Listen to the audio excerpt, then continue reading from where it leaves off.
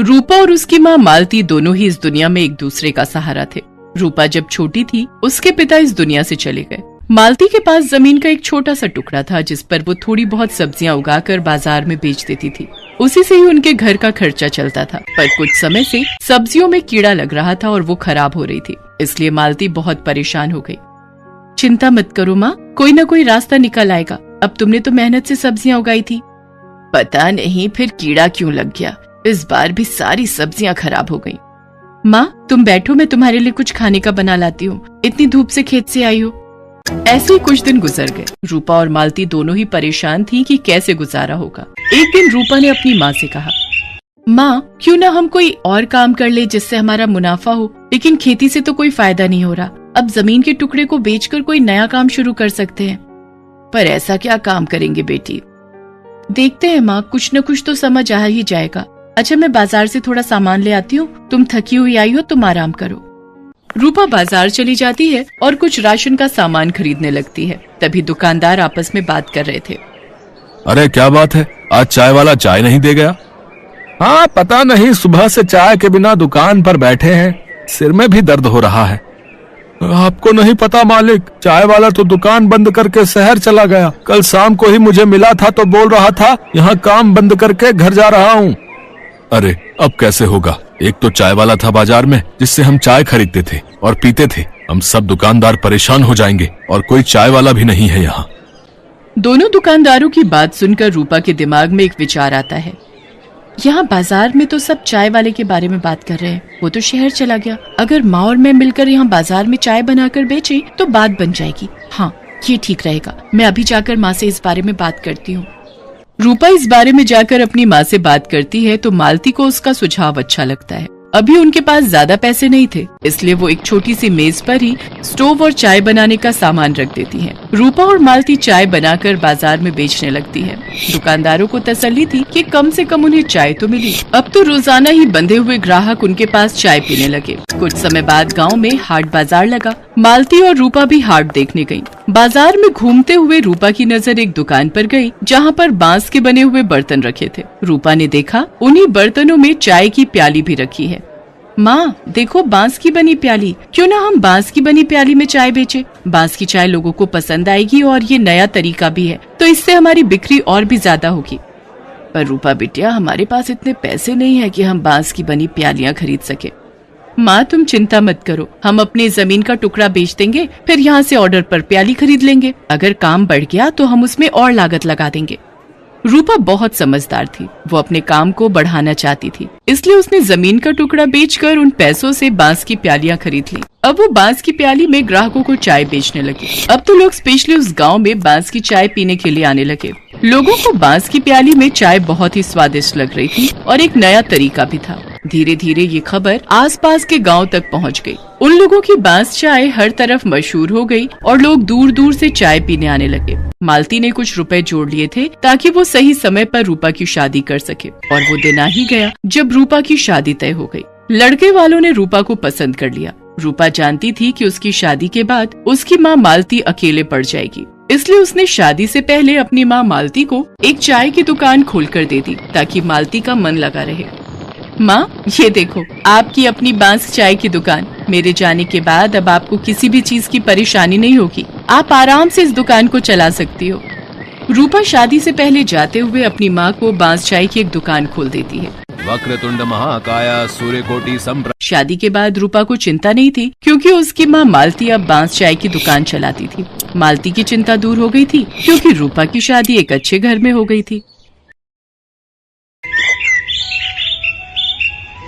छोटू चल बेटा, जरा जल्दी कर, वो 5 नंबर वाले टेबल पर कस्टमर बहुत देर से खाने का इंतजार कर रहा है और बाहर भी लाइन बढ़ती जा रही है। इतना लेट करेंगे तो सब बगल वाले होटल में चले जाएंगे। बस मालिक, 5 नंबर वाले का ऑर्डर तैयार है और यहाँ कुछ टेबल भी बस खाली होने वाली हैं, तो बाहर वाले कस्टमर्स अब अंदर आ सकते हैं।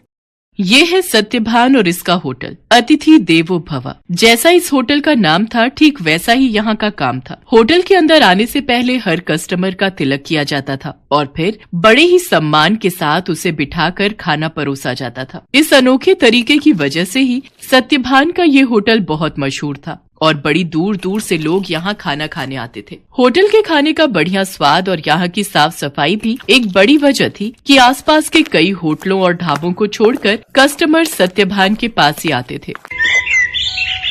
सर, मेरा नाम रमन है, मैं पब्लिक टाइम्स अखबार से आया हूँ, मुझे आपका इंटरव्यू करना है। अच्छा, हाँ हाँ, क्यों नहीं, आइए आइए। रुकिए, पहले मैं आपका तिलक करूंगा। हाँ, अब ठीक है, अब आप यहाँ आराम से बैठिए। छोटू, जल्दी से साहब के लिए गर्मा गर्म कचौड़ियाँ और बढ़िया चाय तो लेकर आ। हाँ तो सत्यभान जी, सबसे पहले मैं आपका पूरा होटल और यहाँ की किचन देखना चाहूंगा। वैसे सुना तो मैंने ये है कि आप किसी को भी अपनी रसोई में लेकर नहीं जाते, लेकिन मुझे तो आपके वहाँ लेकर जाना ही होगा, वरना ये इंटरव्यू अधूरा रह जाएगा।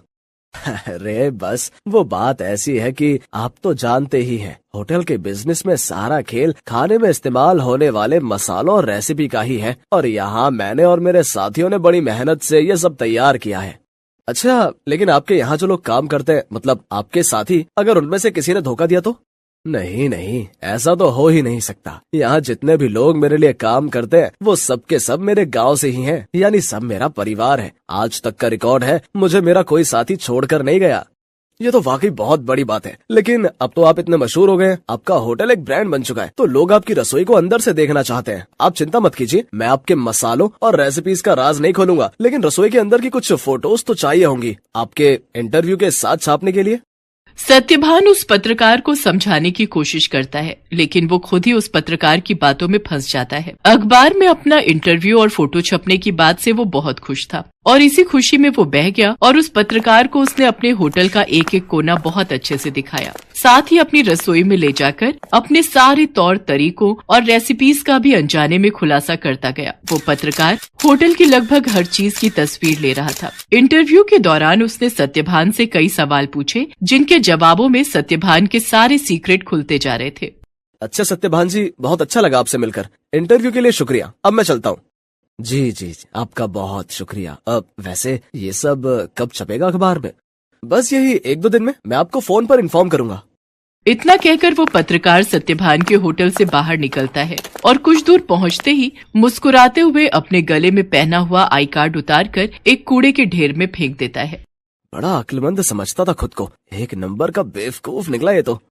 असल में ये आदमी कोई पत्रकार था ही नहीं, पास ही मौजूद एक दूसरे होटल के मालिक का रिश्तेदार था, जो पत्रकार बनकर सत्यभान के सारे सीक्रेट जानने के लिए उसके पास गया था। ये आदमी अपने मकसद में पूरी तरह से कामयाब हो चुका था। इधर सत्यभान रोज सुबह के अखबार में अपने इंटरव्यू के छपने का इंतजार कर रहा था। जा छोटू, देख तो अखबार आ गया होगा। अब तो पूरे 4 दिन हो लिए, आज तो पक्का अपनी फोटो छपी होगी।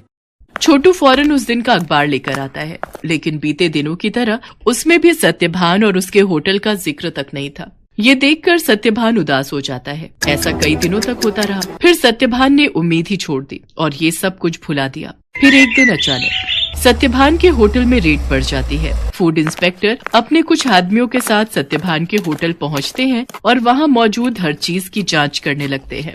देखिए, हमें आपके होटल के खिलाफ शिकायत मिली है कि आप खाने में नकली सामान का इस्तेमाल करते हैं। ये कैसी बातें कर रहे हैं आप? सालों से मैं इस होटल को चला रहा हूँ, वो भी पूरी ईमानदारी से। अगर ऐसा है तो हमें यहाँ की तलाशी लेने दीजिए। चलिए हटिए यहाँ से।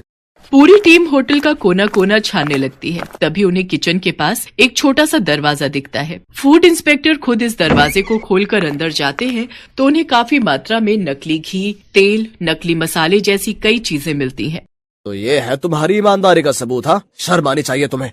सत्यभान को कुछ समझ ही नहीं आ रहा था कि आखिर उसके साथ हुआ क्या। खाद्य विभाग की टीम सत्यभान के होटल को सील कर देती है। साथ ही सत्यभान को जेल भेज दिया जाता है। एक ही पल में सत्यभान का सब कुछ बर्बाद हो गया था। उसका परिवार सड़क पर आ गया था। सत्यभान खुद को बेगुनाह साबित नहीं कर सका और उसका सब कुछ जुर्माने की रकम अदा करने में चला जाता है। उसके गांव के लोग जो उसके लिए काम किया करते थे, वो भी उसका साथ छोड़कर गांव वापस चले जाते हैं, सिवाय छोटू के। चलो, तुम्हारी जमानत हो गई है। जमानत की बात सुनकर सत्यभान चौंक जाता है। वो बाहर आकर देखता है तो एक वकील के साथ खड़ा छोटू उसका इंतजार कर रहा था। छोटू, तूने ये सब कैसे किया बेटा? तेरे पास इतने पैसे कहाँ से आए? मैं तो बिन माँ बाप का एक लावारिस था मालिक। आपने मुझे सहारा दिया था तो मैं आपको इस हाल में अकेला कैसे छोड़ देता? आपको याद है, मैं हर महीने की तनख्वाह से कुछ पैसे जोड़ता था अपनी आगे की पढ़ाई के लिए। बस वही आज काम आ गए। छोटू की बात सुनकर सत्यभान की आंखों में आंसू आ जाते हैं और वो छोटू को गले लगा लेता है। लेकिन अभी भी सब कुछ ठीक नहीं हुआ था। शहर भर में सत्यभान का नाम खराब हो चुका था, इसलिए सत्यभान अपने परिवार और छोटू के साथ शहर छोड़कर अपने गांव चला जाता है। वहाँ बांस के बड़े बड़े जंगल थे, जिनके बीचों बीच एक छोटी सी झोपड़ी बनाकर सत्यभान और उसका परिवार रहने लगता है। सत्यभान के पास गुजर बसर के लायक भी पैसे नहीं थे, इसलिए उसे कुछ तो करना ही था। तभी एक दिन उसने गांव के एक बच्चे को एक आधे कटे बांस में कुछ खाते हुए देखा। सत्यभान उस बच्चे के पास गया और उससे बोला, बेटा ये क्या खा रहे हो? ये हरे बांस का अचार है और ये रोटी है। ये बर्तन ये भी बांस से बना है। वो यहाँ गांव में बांस ही सबसे ज्यादा उगता है ना, तो हम लोग इसी का ज्यादा से ज्यादा इस्तेमाल करते हैं।